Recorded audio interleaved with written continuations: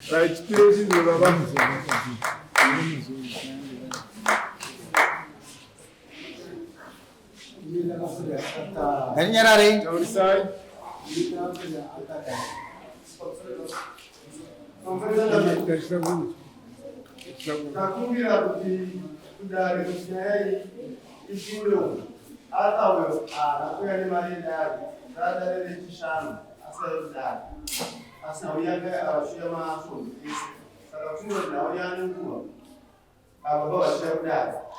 Right.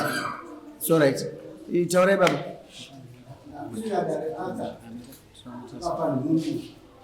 How does it? One or two Mondays. 17 years. Yeah, you make a for to get. I'm the same stuff for to get. It's for the same stuff for to get.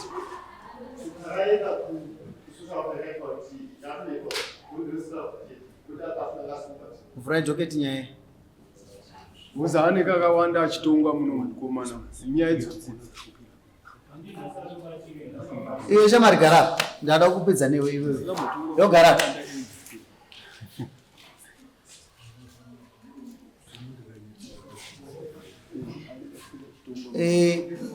Pedare. Baba uyu mwana wawa. Kasane problem. Uyu mfana ninge vanhu vakura ninge vanhu vadiki. Iwe mfana iwe siyani tsika iwe. Iwe mudhara. Uyu mwana ukaramba uchimusapota anokukanganisa. Achidi kuti aramba achiyabudare munomu achita nonsense munyika medu. Iwe mfana. This time unewe kusvika taenda kumapenzi. You lose everything, your money and everything. Unhu wako kunyinga vana vadika ndisukuda iwe. Taure nyaya yenyu baba, mwana unyane makore mangani? 17 years. Akapuwa pamiri. Iwe chokwadi. Ichokwadi. Misile mombe dzake 7. Hapana kana 1 yamunobvisa.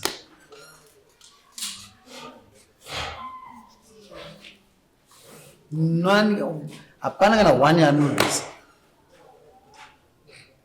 Mupe first 2 months, mombe 4. Mojamba 1 month, zasara 3 next month. And don't sign up. And don't sign up. Also, I don't sign up.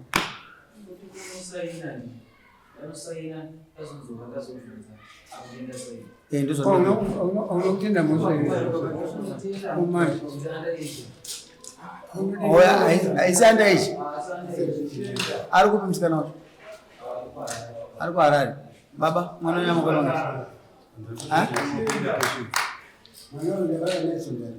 akazvarwa rini?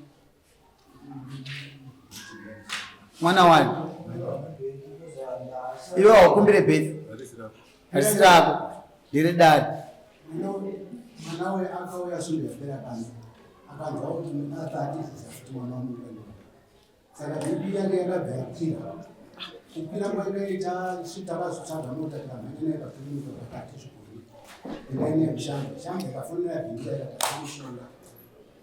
Ipo akazofonera hazara zvakanzi mushonga tinayo yaine. Saka mwana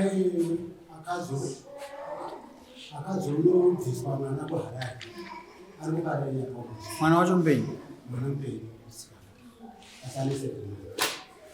Wewe umfana wadire kuita chibhuru munyika mako vanhu vakureverere. Wadire kuita zvakanaka. Wazvidire izvo. Inonosaina zvako birthday issue unonzwa kusa 19. 7 ndo mombe dzatakupa. Sumuka ansuta zvemafani newe. Kana uda kuita zvorudu newe watondiudza. Hapana kana mwana 1 wokumba kweda unobata kana 1. Waita mudiki munyika. Tatuda vana vanoita huno. Enda kusero. Enda kusero. Enda kusero.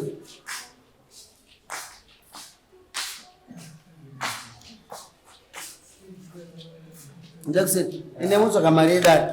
Haabve panapa tobva tavhura choketa. Tapedza sumuka iyi.